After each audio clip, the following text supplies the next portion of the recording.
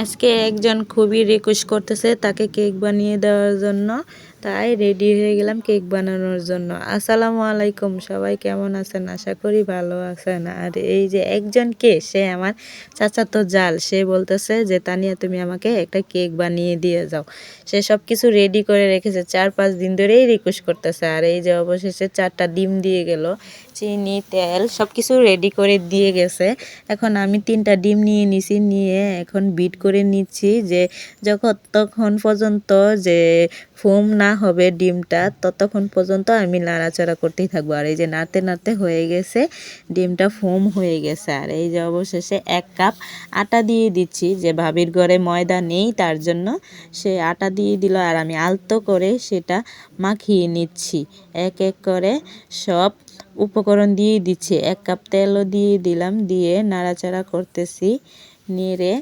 যেই কাপ দিয়ে আমি আটা দিলাম, চিনি দিলাম 1 কাপ, আর এই যে 1 চা চামচ বেকিং পাউডার দিয়ে দিলাম, আর 1 কাপ দুধ দিয়ে দিলাম, যে স্বাদটা খুবই ভালো লাগবে, কেকের স্বাদটা বাড়বে।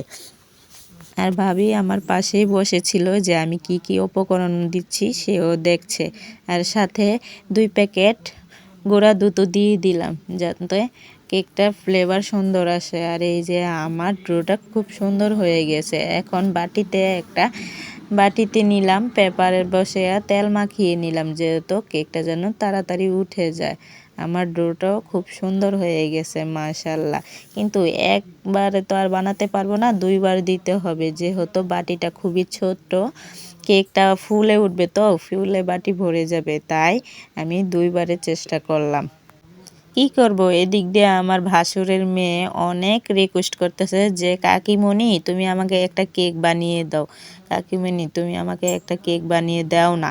মানে অনেক রিকোয়েস্ট করার পরে যেহেতু বাচ্চা মানুষ, সে আমার কাছে একটা আবদার করেছে, তার আবদার তো অবশ্যই পূরণ করতে পারি। যাই হোক, সে তো আমার কাছে আর কিছু চায়নি, যে একটা জিনিস বানিয়ে খাওয়ার জন্য।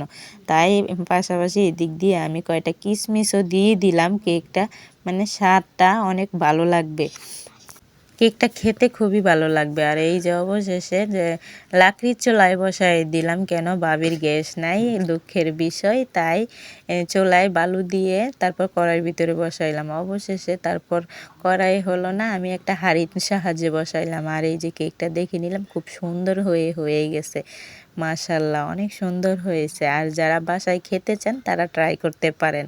আর আমার কেকটা কেমন হয়েছে বানানো সেটা কমেন্ট করে জানাবেন। সবাই সুস্থ থাকবেন, ভালো থাকবেন, আল্লাহ হাফেজ।